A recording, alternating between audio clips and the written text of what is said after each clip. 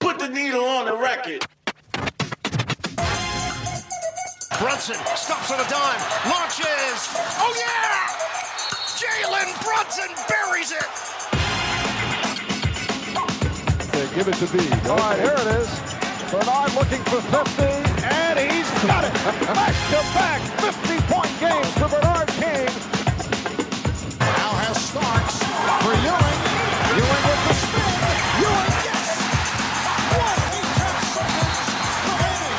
The Knicks lead by 1. For the New York Knicks, it's a never say die attitude. This is Tim, this is New York Knicks Unleashed, bringing you the best in New York Knicks talk and entertainment. Of course, the Knicks stunned the Cavaliers 115-104 in overtime in Game 1 of the Eastern Conference Finals. It's always, you know what's funny thing is with this Knicks playoff run, it's always, there's all these firsts. Now we have the Knicks overcoming the biggest fourth quarter deficit ever in their playoff history. And again, it's a 115-104 game over the Cleveland Cavaliers. I was at the Garden.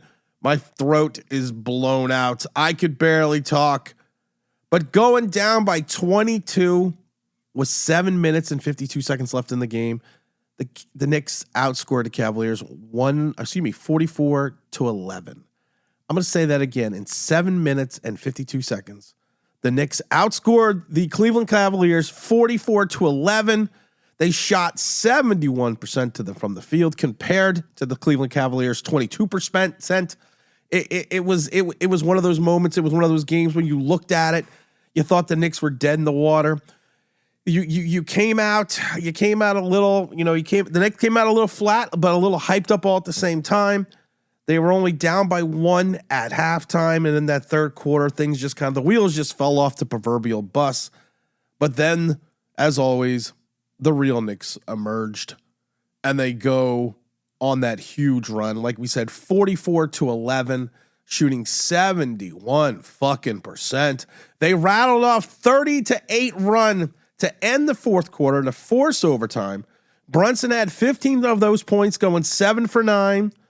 Bridges drilled two huge three-pointers during that stretch. Damn it, Landry Shamet, we love him. He closed the game and played all of overtime in place of Josh Hart. Drilled the game-tying 3 with 45 seconds left. The shot bounced up high and fell into the basket. Eerily similar, of course, to that Tyrese Halliburton infamous shot a couple years back or a year ago. James Harden, though. We have to love James Harden. James Harden in what I like to refer to as the Olay defense. I do not care if it's Ariel Hakaporti. I don't care if it's Pacom Dadier. Whoever James Harden is guarding, just give him the fucking ball, because that's kind of what the Knicks did. Whoever Harden was going up against defensively, the Knicks were just like, let's feed the ball to that guy. In overtime, the Cavaliers capitalized on I should say actually didn't capitalize on anything. And that I'm sorry, man. My voice is like I said, I got home at 3:00 in the morning, and I thought I still had to jump in and do it. Knicks scored 14 points, of course, in the overtime. Like I said, we talked about it before. Landry Shamet with 3-pointer gave the Knicks a lead. The Knicks a 9-point lead with 1:59 left. You kind of knew it was over from there. We did what we had to do. We got it done. And I don't want to hear, because you're already hearing rumors and innuendos by the Cleveland Cavaliers coaching staff and some of the players that, we were tired. We didn't get the same advantage of that rest that the Knicks did. But the problem was you looked good for 42 minutes.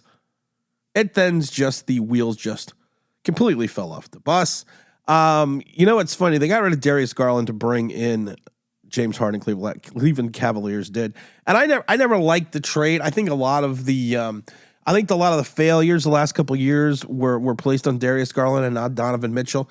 Donovan Mitchell is basically a one-dimensional player. I'm kind of glad in some regards when the Knicks did not get him a couple of years back. They went with Jalen Brunson. I mean, neither Brunson or Donovan Mitchell are going to be mistaken for a defensive player of the year. But honestly, Donovan Mitchell outside of scoring doesn't do much else. I mean, he had 36 points after 3, then scored just 3 points in the fourth and in overtime. And that's what it is. That's what he does. Donovan Mitchell is going to have his showcased moments. But the problem is this: you literally ran into a quality Knicks team. And we've said this before. They are built to win. This team is built to win in the playoffs. You like to get in. That's what this. I'm sorry, I don't know why I came up, but that's what this team is. This team is built to win in the playoffs. The New York Knicks, they are. And you came into a team that was running hot, had a long rest, had a long layoff, but then showed again what Mike Brown has taught this team. Mike Brown has taught this team, hey, listen, you have to play together as a unit. You have to be cohesive. You have to pass the ball. I mean, like I said, take a look at Karl-Anthony Towns. Karl-Anthony Towns, once again, had a terrible game offensively. 6 for 14. But you know what he did? 13 rebounds, 5 assists. Now, the biggest thing with Karl-Anthony Towns was he was a turnover machine yesterday. He had 7 turnovers. The Knicks in general, after his 7 turnovers, only had 9. So the rest of the Knicks had 9. Karl-Anthony Towns had 7 of those, which led to a lot of the points early on. Jalen Brunson did play up. Like I said, he did have his, he had one of his Jalen Brunson games, 38 points. What was Brunson? Brunson was 15 for 29, played in 46 minutes. It was a game of moments, and the Knicks stepped up to the moment.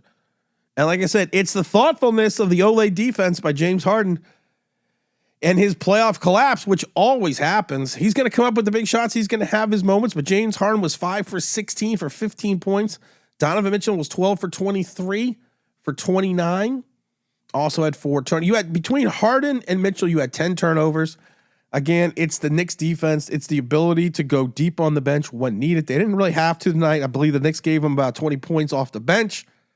But like I said, you had some big moments early on to help strike the ship a little bit with Jose Alvarado. Like I said, damn it, Landry Shamet. Gotta love him, man. Gotta love him. Played well, played efficient. The team did what they needed to do. I love it, though, because Mike Brown ripped up a page that he saw in Tom Thibodeau's book, and that page was, listen, play your starters. Play them long, play them deep. And the problem was last year, especially in the finals, and the Eastern Conference Finals with Tom Thibodeau, he all of a sudden discovered a bench. Tom Thibodeau looked down at the bench and said, hey, looks like my cataracts are fixed. What are these other 7 guys doing there? I should play them. You're in the money season now. You're running out of games. You potentially could have 13 total games left for the entire season leading up to you getting the championship. It's time to go deep with these starters, unless, of course, there is injuries or foul trouble. But you play the guys that got you there. You play the system that you playing so well the last 30-plus games. Give the Knicks the big credit. They didn't collapse. The Garden didn't fall apart, even being down 22 with a little over 7 left. There was still those chances. Let's go Knicks. I'm going to try to make it out to game 2 on Thursday, but I don't know. Tickets are getting a little too out of my range. But this is Tim. This is New York Knicks Unleashed. Like, subscribe, do all that fun shit, and I'm out of here.